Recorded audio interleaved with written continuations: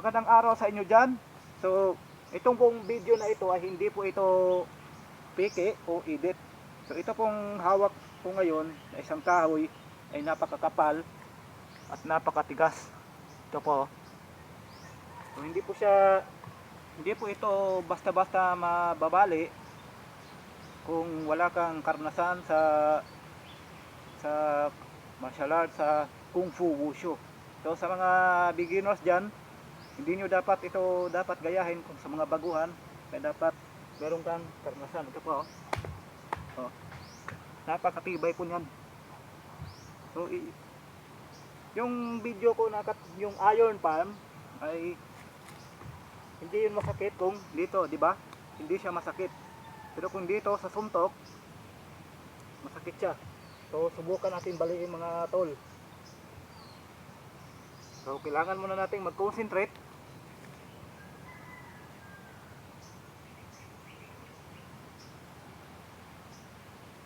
Meditate muna tayo para lalabas ang ating lakas.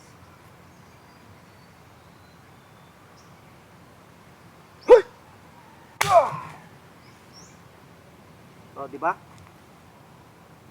Sa sobrang ano po niya, tibay po niya, so hindi siya nabali pero nag-crack siya. Ito po. Nag-crack siya. Ito po. Yun o, nag-crack. So, babaliin natin sa sunod nating suntok.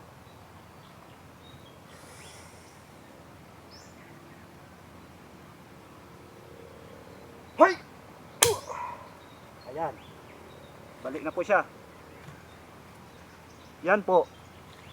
So, hindi po ito peke o edit lamang. Ito po ay papraktisan talaga. Ito po ay delikado kung ito ay wala kang karanasan sa kung fu wushu. Yan po mga kapatid. Salamat po sa inyong panonood at sa susunod na nating pag-video.